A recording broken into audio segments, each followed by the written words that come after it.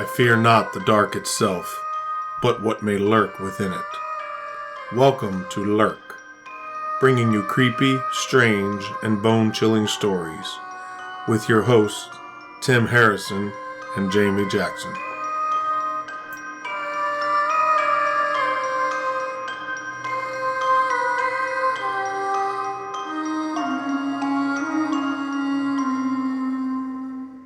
Hey, Lurkers, it's Jamie. And Tim. So, Jamie. Yes. What are we talking about? Today, we are going to discuss the West Virginia State Penitentiary. You mean this creepy castle-looking thing? That is what I'm talking about. That's creepy. It is very creepy. That doesn't even look real. It's real. I've been in it. It looks like something you see off a horror movie. You know what I mean? Like lightning in the background. Like, don't come here. People lived in there? Well, inmates did. It was a prison. So this is real? Yes. Hey, I gotta ask. What? Would you live there? No. I'm not a prisoner. You mean this... I'm going to be a real estate person here for a second. Mm-hmm. This lavish, luscious place right here, you wouldn't want to live there. It has like 60 bathrooms, 30,000 murders. Don't worry about it. Yeah, no, I wouldn't want to live there. I didn't even sleep in it. You can sleep in this? Well, when we went there, they had overnight ghost tour things, ghost hunts, and Kelly and I stayed in the prison, and you could sleep in the one area. You were allowed to bring like sleeping bags and stuff if you needed to sleep, and we didn't bring any sleeping bags, but we like dozed off on the short concrete wall outside in the recreation yard because it was too creepy inside to. Yes, this is something serious. Yeah. So we're covering the West Virginia State Penitentiary today. Mm-hmm. And so, Jamie, go ahead and give me some background on this place, please.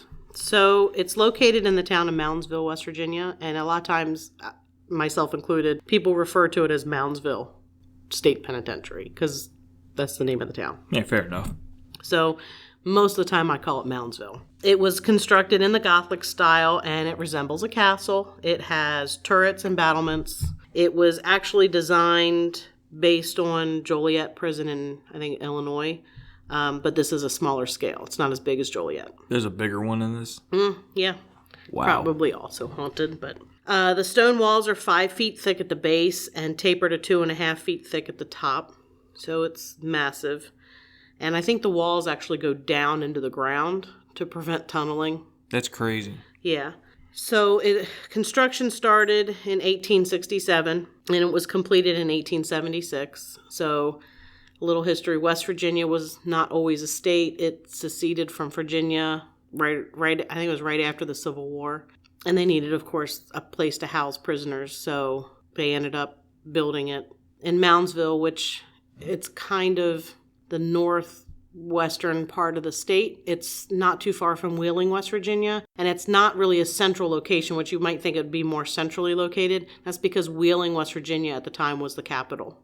Okay. So that's why it's located where it is. Now, what kind of people went here? Like, are we talking like your petty thefts? Are we talking like murderers and things like that? Bad people were here. So bad. I mean, you had like a wide array of people, but there were some seriously messed up people here. The prison, it started out that at one point it was a pretty decent prison. Education was a big deal. Educating the inmates was a big deal, but it didn't stay that way. The conditions worsened, and it ended up being ranked in the United States Department of Justice's top 10 most violent correctional facilities. That's a good top 10 to be in. Yeah. And one infamous location that will be mentioned is the Sugar Shack, which was the kind of indoor recreation area, and it was known for gambling, fighting, and other activities. And I am going to say, because we forgot to say this in the beginning, this might be an episode you don't want your children to listen to. We're going to talk about murders. We're going to talk about prison life a little bit, not bad. I would suggest listening to it first before you let your younger kids, I'd say under 14, listen to this, depending on your parenting style. I just want to throw that in there before we get into the nitty-gritty. That's fair. It might be a little bit too much for, especially, I would not let younger children listen to this at all. I would not. Do what your heart desires. But we're just giving you a warning. Yeah. So the Sugar Shack, what I was going to say, it was known for gambling, fighting, and raping, which was the other one. But say, no raping took place here? Yeah, no, it did. And you said that a little too, confidently. No, it did. You made me a little nervous there, did. Jamie. In 1929, it was decided to double the size. They ended up housing 3 men in a 5x7 cell. That's 5 by 7 feet. And 2 men would be in the bunks. There were two bunks, so 1 in each bunk, and then a man on the floor on a mattress in a 5 foot by 7 foot cell. Sounds reasonable. Yeah. So between 1899 and 1959, they did execute people at this prison. There were 94 men executed. Hanging was used until 1949. 85 men were hanged. The public was allowed to attend until June 19th, 1931. It's like random people can go watch this happen? They could go, the public could go watch the hanging. But June 19th, 1931, a gentleman by the name of Frank Heyer was executed for murdering his wife. When the trap door opened and his full weight hit the noose, he was immediately decapitated. Dang. Yeah. He weighed over 200 pounds, and the coroner said his neck was not muscular. Actually, it was too soft and spongy to support his weight. So after that, they still hung people, but it was by invitation only. So it was usually immediate family, people who were affected. Same thing they do today. Yeah. Family members affected by the crime, victims of the crime, family of the person being executed, and officials, government type officials. I hit the table, damn it. That's usually who was invited. So that's pretty nasty. Yeah. He called his neck soft and spongy. Soft and spongy. Yep. I've got 3 different piles of notes going. Yeah, you got a lot of notes. So I'm going to apologize if I kind of seem to be skipping around a little bit. There's just a lot. There's a lot here with this place. I think they can forgive you. I think they better. 1951, electrocution became the method of execution, and they had an electric chair that was referred to as Old Sparky. What? Yeah, and it was built by an inmate named Paul Glenn. 9 people were electrocuted before the state prohibited capital punishment in 1965. An inmate built it? Yes, Paul Glenn. Yep, an inmate built it. And it's Old Sparky is still there on display in the kind of museum area at the penitentiary. You can see it. Oh, yeah, wait till you get to, just wait.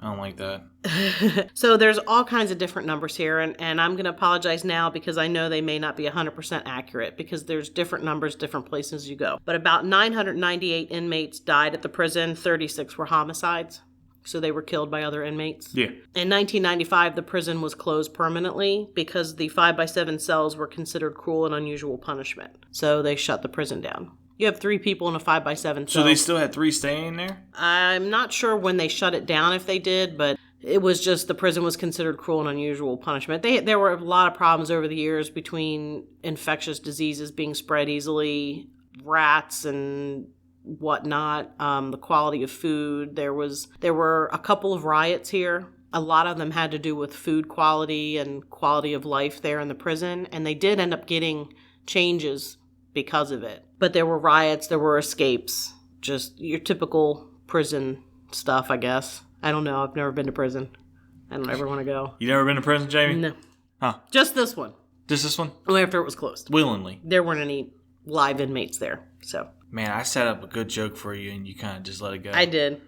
One prisoner, pretty infamous, in around 1938 or 39. I'm not sure exactly what year, but it was right around there. Charles Manson's mother was incarcerated in Moundsville. She committed armed robbery with her brother and was in prison here. And I think Manson was I'm trying to think when he was born. I think he was born in 31. So he was around 7. Or was he in 34? Anyway, he was young. So there was a Manson close to here, is what you're trying to say. Oh, yeah, I'm not done. So Charles went to live with her sister, I think, and who was big on trying to let him visit his mom. So Charles Manson actually visited his mother in Moundsville State Penitentiary as a small child. That's so great.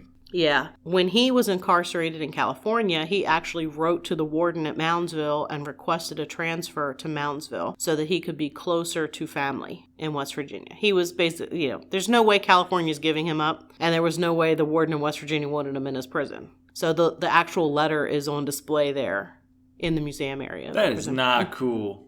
So there is a story. I in my research, I heard a story that there were women housed here, mostly men, but there were women at one time housed in the prison also.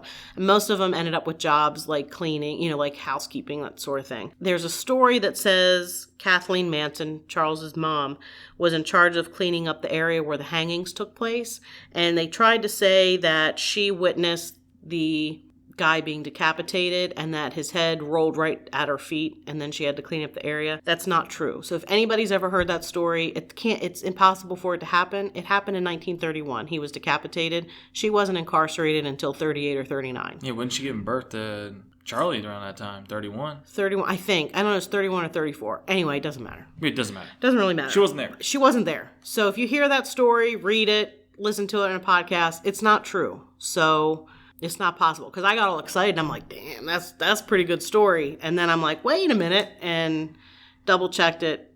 It's impossible. Could not have happened. Be kind of crazy if it did. I felt like saying that, but then I was like, dang, that might come off a little cruel. I know. It would have been a cool story, but it's totally false. As an adult, Manson wrote this of Moundsville specifically. The big stones were like the temple of a solemn place. I never realized I would spend my life in such temples of suffering. Manson as his mother. That's Charles Manson wrote that. Charles Manson wrote that as an adult. Charlie wrote it? Charlie wrote it. So the prison has a few distinct areas I want to just touch on because we're going to be talking about them. And like I said, we'll be jumping all over the place. North Hall is, in my opinion, one of the creepiest parts. Why? It was referred to as the Alamo. This is maximum security. This is where they put people who were a problem, who killed inmates. They were a problem once they were in prison. They were murdering people, so they got sent to the Alamo. It was called the Alamo because the prisoners said it was their last stand. It was like the last place. So in the Alamo, they basically were in their cell for 23 hours out of the day. They only got like 1 hour, 2 hours of recreation time because they were problems. Yeah. You're killing people. New Wall is the area where the general population was housed. That's just a regular general population. Just Gym Pop. Yep. Rat Row was the area they kept people who testified against others and needed protection. So your rat finks. I don't know if they call them that in prison. You can. You said rat face? Rat fink. Honor Hall. That's where they housed the trustees they had earned extra privileges, which usually meant like decreased security, that sort of thing. There's the chapel area. There's a psychiatric ward. The Sugar Shack, as we mentioned, which notorious for crappy behavior. So basically you're saying the recreational area was called Sugar... It was called the Sugar Shack. And basically that's where they went. Like if the weather was bad and you couldn't be outside, you kind of went in there. But that they gambled, they raped. They just rape people out in the open? I would imagine they did whatever they wanted for the most part. Where are the guards? I don't know. I mean, there were times when some of these people weren't really watched super closely, it seemed. It seems like the guards are kind of not even up to par. Yeah, I don't know. I don't want to diss the guards, but I mean, you're talking criminals. They're not really... Some of them are pretty serious criminals, so they're going to do what they want regardless. Mm-hmm. They don't care. I mean, they're in prison. What are they going to do? That's fair. They live there. They're already there. Most of them aren't leaving. So what are they going to do about it? Send them to prison? They're already there. Some of them are already in the Alamo. They're already in maximum security. So what are they going to do about it? Wait, these Alamo people even got out and... They got like an hour. With other people? Well, I don't really know how it worked, but... But say if that's true, what are you thinking? You put them by themselves for a reason.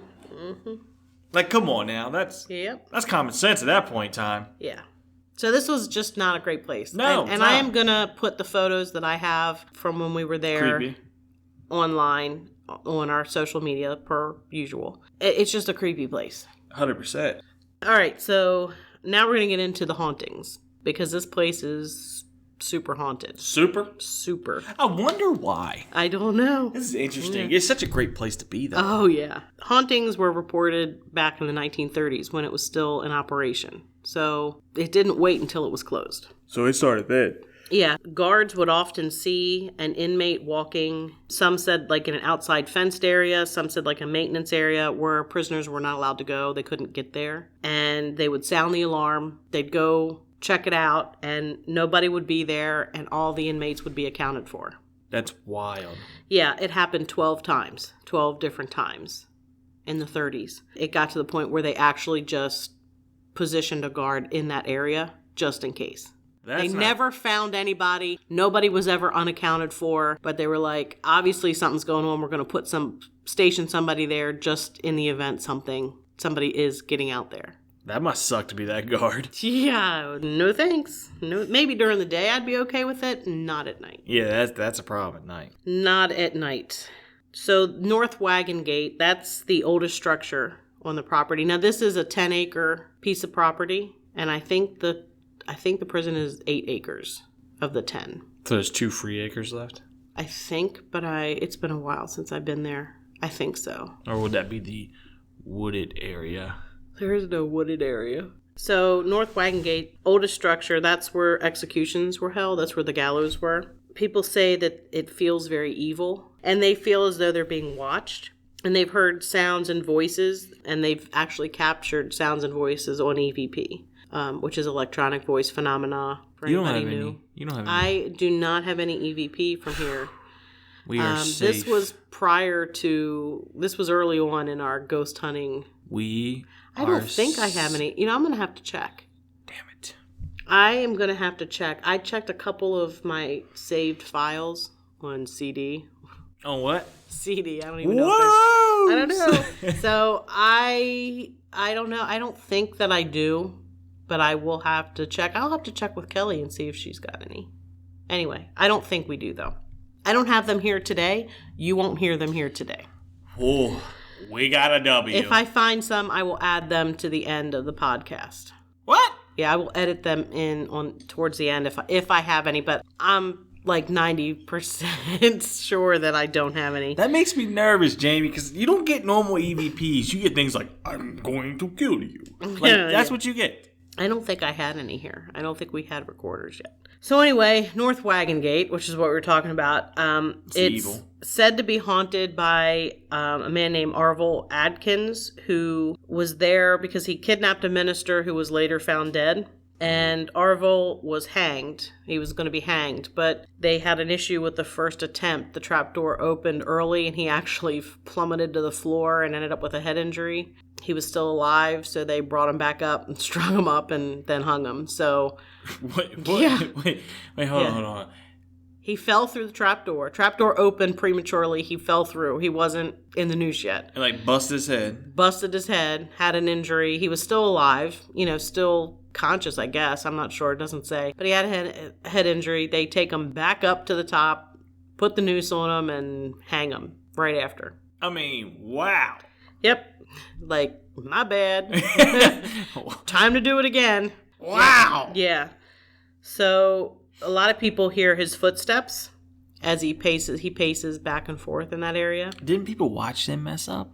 I don't know what year that was. So somebody would have, because there either would have been the public or those invited. I think this happened after the public was no longer allowed. What do you say to the family? My bad. Whoopsie. You good? Come back up again. Let's go. Let's go. It's actually 20 feet below he fell. He fell 20 feet to a stone walkway. He didn't die? No. He was stunned and hurt, but he was still alive. He was then pulled back up the scaffold and hanged correctly. That's what it says. Damn. My man got a raw end of that. Man. He did. Well, dang. My man got the wrong end of that. Mm-hmm. I gotta take the D-A-M-N word out. Damn. I spelled that right, too, didn't I? Yeah. Yes, damn is appropriate. I don't worry about damn. So, in some of my research, somebody was talking about this isn't a spooky story. It's just there's an inmate referred to as John who pretended to be a devil worshiper to be safe from other inmates because they prison is not fun. And so to be safe, he pretended to be a devil worshiper. He'd pretend to chant and stuff. And the guards and the prisoners ended up being afraid of him. He never actually conjured anything. He was total BS made up. That was what he did to be safe. Hey, do what you gotta do. Yeah. So Another area that's known to be pretty haunted, it's referred to as the Hole. The what? The Hole. Why is it called the Hole? Because it was solitary confinement. Okay. When you go down there, people have reported feeling cold spots and have felt somebody touching their back. And they've heard screams. Apparently, if you went down there, you kind of went crazy. Do you not get like light or anything? You just like No, live in I the dark? think it's just dark down there. Not a good experience. You went down there? Mm-hmm. You good? So that it's pretty creepy, but that's one of the hot spots. Another area, and this story is about an inmate named R.D. Wall, and he was a snitch. So he's on rat hole. Yeah, he worked on the boilers. He was kind of a maintenance. He was one of those people who was more of a trustee type of prisoner. So he's a trusty rat? Yeah, he's a trusted rat, yes. He ratted on other inmates, and he went down to the boiler where the boilers were kept, and he was actually supposedly on the toilet, and 3 other inmates jumped him and started stabbing him with shivs, which for anybody not familiar with prison terms, a shiv is any kind of makeshift weapon, like a knife. Like they'll sharpen the end of a toothbrush to make it pointed, or anything, spoon, anything they can get that they can turn into a weapon. That's what a shiv is. My man was on the pot. He was on the pot. They jumped him, and they cut him up so much that they actually cut him into pieces. So they actually cut him to pieces with these dull shivs. In the area where they killed him, his ghost is seen wandering that area. Oh, no. Yeah, they'll see him walking around. And he also, equipment will malfunction, like with no explanation. And so they believe his ghost is actually creating an issue, which is not unheard of. That's something that happens. Yeah. So. I may not even get a chance to take one last good one. No. I mean, I've been in that area. Is it weird? The whole place is creepy. I mean, kind of trying to save my stories for a little bit late, for towards the end, which is what I typically do. The whole place is just, it's heavy. Like the atmosphere there inside the prison is just, it's super heavy. It's evil. I mean, you can feel it. It's just like a pressure on you? Yeah, it's weird, but it's not comfortable. Okay. Not at all. So, the Alamo, there were 2 significant murders that happened there. And of course, these people are already in the Alamo because they've already probably killed people or did something equally awful. It's just clarification, Alamo is solitary confinement. No, Alamo is not solitary. Alamo is maximum security. That's where people were put when they had done things in the prison. Now, you know what I'm asking, were they in a cell by themselves, or were they still stuck with the 3? There was at least, I think, 2 per cell, at least, because you had 2 bunks. But there was one man, he was a biker named Danny, and he was stabbed in the eye and died. The other one, the other one was William, or Red, he was known as Red Snyder. He was convicted of murder. Some people said that he murdered his parents and cut them up, but I think I saw a newspaper account that he murdered his father and like a family friend or something. Didn't say he cut them up. So some of that may be, some of these stories people have added to make them scarier. I don't know why you need to make it any scarier. I mean, he's a murderer. He killed somebody. At least his father and one other person. He was attacked in front of his cell, stabbed 37 times. And then they threw him over the railing. And the Alamo, it's not just one ground floor of cells. There are three or four rows stacked. So there's floors. There's like different tiers in the Alamo. So it was like 36 feet off the floor. So they threw him like from the top, threw him down. And there was somebody who said that his head kind of burst. Yeah, when he hit the ground. Pretty nasty. Yeah. Wow. Yeah, so in his cell, you hear cell doors banging in that area. Photo anomalies and uncomfortable feelings. His cell is known to be pretty haunted. People being touched, hair pulling, that sort of thing. Man. Yeah. Yeah, and Red Snyder, he also appears to wander the hall. Like just walking around? Yeah, they've seen him walking around. Now, is he on the... Red Snyder is the one that was stabbed. He was the one that stabbed and thrown off the... Now, does he walk just on that banner he was thrown off and the floor where he landed? Or does he walk around? It didn't say, just that they see him walking around. Man. So there's also a shadow man that is seen throughout the prison. He's been photographed. I'm going to show you a photo. You got a photo of him? It's not my photo. It was taken by another paranormal investigator, but here is the photo. Oh, snap! And I will put this on social media. Yo! Yeah. He is seen throughout. Oh my goodness gracious! That looks like a dude standing there. It does, but it's not. Oh! Yeah, so he is seen throughout the prison. There's not any one place that he is known for. People tend to, evil. He's got like an evil presence. He's not your friend. Yeah, and that kind of how the gist goes with Shadow. No, I'm going to say there's different shadow people. We have to do a thing on shadow people. That's awesome. I think we should. But that is very, very scary. Yeah. So he's seen around the place. The circular gate that was used to admit prisoners, that was like a circle, so nobody could run out while somebody's coming in. It moves on its own. What? Yeah, it's been seen, and it's heavy iron gate. Do you hear it clanking when it moves? Like, it does make some noise because I think I went through it. Ooh. I'm pretty sure I went through that. But yeah, it's been seen moving. In the 1980s, inmates said they had run-ins with ghosts. Of one inmate was new. He'd just come to prison. He was kind of young. He started screaming that he saw a man hanging from a noose in his cell. He flipped out. And then it turned out several years prior, in 1975, Eddie Fielders was an inmate that he hung himself with a noose made of sheets tied to the top of his cell door. And Eddie Fielders was in and out of prison, convicted of murdering 2 people. He escaped. He was escaped and was caught 4 separate times from the prison. He later stabbed an inmate in a psychiatric unit, and that's how he ended up on the Alamo. And he ended up hanging himself. And so this other inmate screaming because he sees somebody hanging, and it's the same cell. Yo. Yeah. Jamie. Yeah. And then guards in the Alamo, they say that they've seen things like shadow people walking that disappear. And there was one in particular, and it may be the shadow man. That's what they refer to him, that's known. They see him out of the corner of their eye, and then they disappear, which is common with shadow people. In the psych ward, which is on the 2nd floor, people tend to say that it's hard to breathe. They can't get a breath in, and it's like something's on their pressing on their chest. Mm-hmm. They hear howling wind through the prison, but there's no wind. There's nothing open to produce a wind, but they'll hear the sound of what sounds like howling wind. Man. And I'm going to save that one for a minute. The Egyptian room. I'll save that. What? Yeah. It's because of there are murals. There's graffiti everywhere, murals like all this? over. Yeah.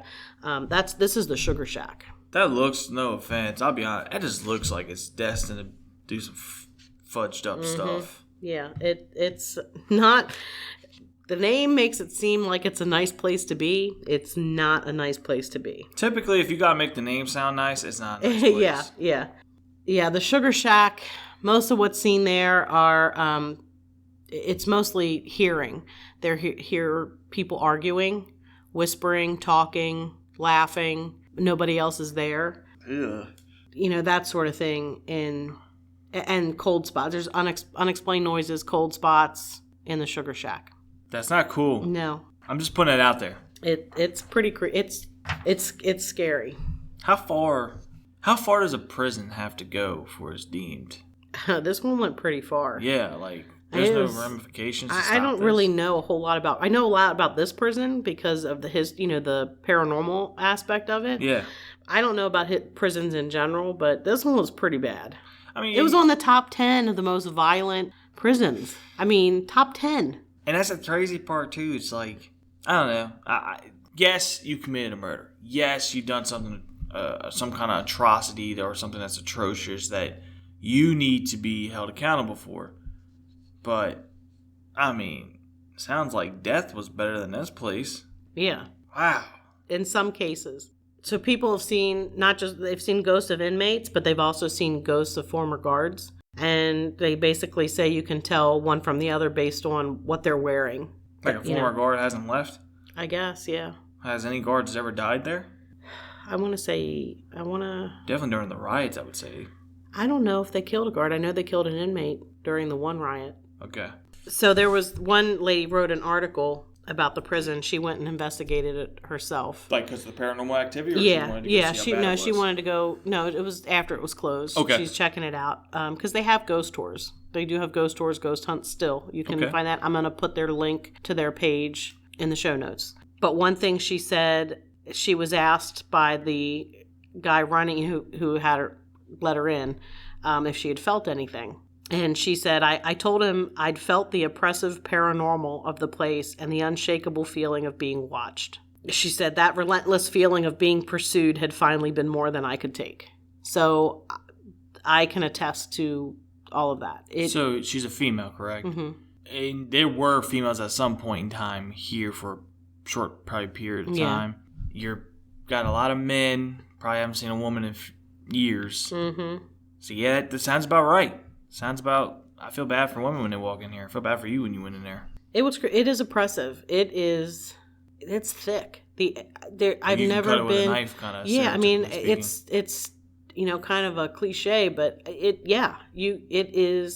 feels heavy when you're in there. And I don't, at first I thought it was just because of knowing it was a prison and knowing it's you're doing it yourself, but too many people have had the same experience, feel the same way. Okay. That's why you could spend the night.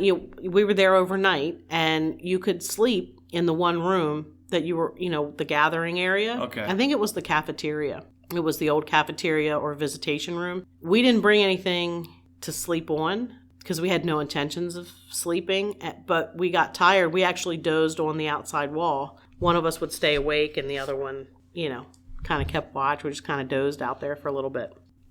My experiences here, we went, it's strange. You pull up to the penitentiary and there are houses around it. What?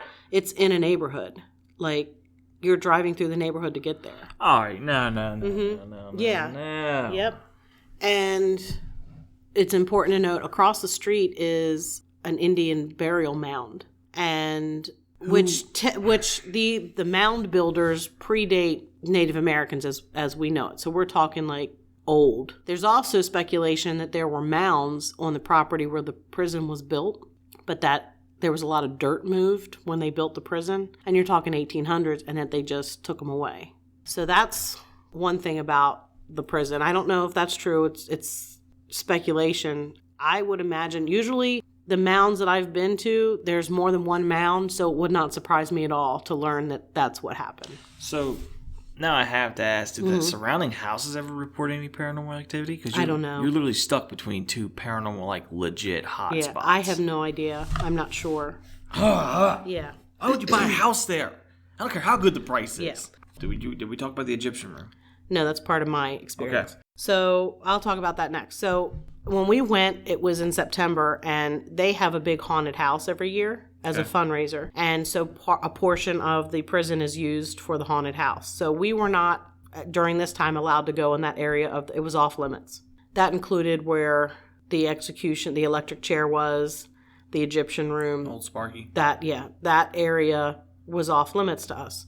So they had tours going on, but they were crowded. They had tours starting every so often for the people there, so you could learn the different areas of the prison. We were like, well, they're too crowded. So we did our own thing, and finally we wanted to kind of go on a tour, and one of the maintenance guys that worked there were like, he was giving tours, and we're like, we didn't get to go on a tour. Are there any more tours starting? He says, well, I can take you. There were two of us, Kelly and myself. So we're like, okay. Setting up for a great story here, Jamie. So he's taking us on a tour of all the bases, but he goes, well, let's go to this side. And we're like, well, this area is off limits. He says, right, but it's just, it's a small group, so I'm going to take you through here. So that was super scary. We're walking. I'm sure he's a very nice person. He did not do anything, but all I kept thinking is, we're two women with somebody we don't know walking in this creepy-ass prison, and we're in an area that's off limits, so nobody's going to know that we're here. We're not supposed to be here.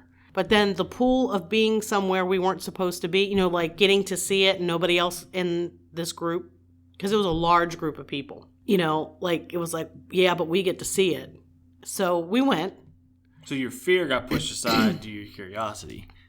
Yeah, I mean, anyway, so we go, and one of the rooms he took us to was the Egyptian room. Now, this is the room where inmates would wait to be executed by the electric chair. I think it's below the electric chair. Anyway, it's right near where the electric chair was. It still smells like burnt flesh. Oh my goodness. Yeah, it is awful. Stomach turning. Yeah, there's no ghost story associated with our experience there, but that it is, I mean, that's how creepy this place is. It still has that distinct smell. And it's called the Egyptian room because there are murals similar, like you find in the, pyramids and everything. Sugar Shack, we got some interesting photos, some orb photos. Orbs are, tall tale signs, something's there. Well, I discount most of them. I'm going to include them on the page. Everybody can take their own opinion, but there's so much activity here. The Sugar Shack is super creepy. So we went down into the one area where the guy was killed on the toilet, the maintenance area, the boiler area, and we were getting... Somebody had divining rods, which basically divining rods they look like coat hangers that have been bent into an L shape, and you hold the short end in your hand. Yeah, I think that's the area. You hold the short end in your hand, and they move around and are supposed to pick up on paranormal activity. Okay. So we were actually getting some strange movement on the divining rods. On the rods. Yeah, or the dowsing rods is the other thing they're called. I don't put a whole lot of store in them because I think they're too easy to manipulate. I have some, but I don't use them very often. Okay. A friend of mine uses them quite a bit. I just think they're too easy for me to manipulate on purpose or even not on purpose. Okay. But it was strange. It was strange enough that I ended up buying my own set because it was like, this is a little weird. Because they let us use them, and some of what was going on, it was just too strange. Okay. The place was super creepy. I don't know how better to put it. Yeah. We toured the whole place, and then on our little tour, the guy locked us in a cell. What? Kelly, I thought it was awful. I mean, here we are in an area we're not supposed to be in. Nobody knows where we are, right? Nobody knows that we're back in the area we're not supposed to be in, so they're not going to think for us to be in there. We're locked in a cell, and it was like, what if he doesn't let us out? But he did. Everything was fine. He took us back. He was great, very nice. He was just doing something very nice just doing something very nice, but, your mind goes there. How can it not? Just note to the audience, she said being locked in the cell is very nice. No, I said the guy is very nice. Yeah, whatever. Sure. The guy was very nice, not being locked in a cell. Sure. And this was in the minimum security. This was like in the Gen Pop. So, but it was quite the experience. I would like to go back to check it out. But we didn't have any real supernatural occurrences, like the oppressive feeling, things like that. It's creepy. It was, I forgot a really good story. Bring it out. I am. I got to tell you this. Let's go. It's not it. This is the Alamo. I forgot about this. I don't know how I forgot about this. I kept it in my head. I got to tell this story. We're in the Alamo, and we're walking along, and I felt it felt like water was dripping from the ceiling, hitting my arm. All right. And, I'm shining my flashlight on my arm. There's nothing on my arm. There's no water on my arm. It's not wet. But it felt like that's what it was. We're shining our lights up looking. There's nothing there. There's no obvious water on the floor. There's no sign of any water. We left there and we were in the cafeteria area, and Kelly's like, there's blood on your leg. And so I wiped just a little bit, not a lot. So I wiped it off. There's no visible cut. There's no scratch. There's no mark on my leg or anywhere at all. No idea where it came from. Later, we were watching a documentary about the prison. This is after our visit. We're watching a documentary, and there's a prison guard telling his experiences of being a guard when it was open. And in the Alamo, the inmates would spit on the guards as they walked to the bottom floor. Like the prisoners on the top tiers would spit on them. They would save up their urine and throw the urine on them. And basically, this is what we experienced. So not only did I experience the water, Kelly had also had the same experience where she felt something wet hit her arm. And we were both looking. There was no water there. There's no pipes. There's no water on the floor. Bone dry. Then we read this experience that guards would have this experience walk in the same area we were, that they would be spit and peed on by inmates. And apparently, in my research, other people have since reported that same phenomena where they feel like water is hitting them. There's no water, and it's in the same stretch. It's in that same area of the Alamo. Oh, no. Yep. So I got ghost peed on. Where did the blood come from, though? I don't know. I have no idea. I don't want to know. It wasn't mine. It wasn't Kelly's. And while there were other people around, we didn't know anybody else. It was just you paid for yourself, and it was a group of people. No, you could take whoever you wanted, but we didn't know anybody else. So we weren't hanging out really. I mean, a couple areas there were people in there, and we kind of gravitated more towards if there were some women there. We kind of hung with them, like down in the maintenance area. It was a group of women with the dowsing rods, so we were hanging with them, checking things out, what was going on there. But we kind of were doing our own thing, so it's not like we were with a lot of people. And it's 8 acres. It's huge. So you could be completely alone, even though there were people there. So that's wild. That was crazy. That was my big story. I can't believe I almost forgot that. I know. That's a big one. I was thinking about the you got ghost peed. I got ghost peed on. You got ghost peed on. That's right. Take this, Jamie! Or spit on, one or the other. I'm going to go pee.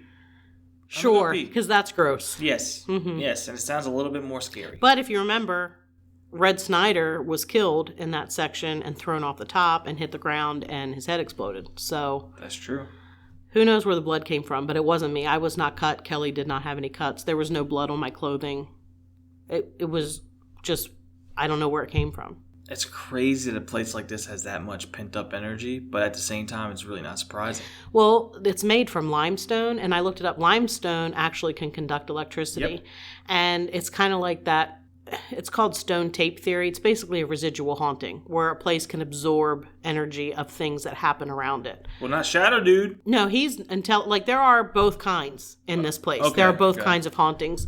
But that's just, I think, stone tape is basically the stones can absorb the energy. Jamie, when we go here, mm-hmm. and Ghost Dude or Shadow Dude or whatever you want to call him pulls up on me, A, I'm going to swing first. It's not going to do any good. Then B, I'm going to realize it ain't doing anything. C, I'm going to scream like a pansy. I'm going to say, Jamie, we got hightailed up out of here. I mean, nobody's been hurt here, so no living people have been hurt here since the prison has closed. Like, no ghosts have killed anybody in this prison. But it is super, super creepy. So Gettysburg is on our list to do together. Yeah. Mm-hmm. And I think this could be on our list to do together. Oh, yeah, I think we definitely should. But I will point out that the scariest part of this trip was not necessarily the prison, but the hotel room that we stayed in. What? We stayed in a nearby town called St. Clairsville. I won't say the hotel. I'm not going to do that. But we showed up late at night. We showed up and checked in, and there were some guys hanging out in the parking lot that gave us the creeps. We're two short-statured women, and we're carrying in. We brought a cooler with food so we wouldn't have to eat out. And, we're carrying our stuff, and we're a little vulnerable. It's late at night. It's the kind of hotel that you have to drive around to your room. So anyway, we weren't there long before we had to go to the prison.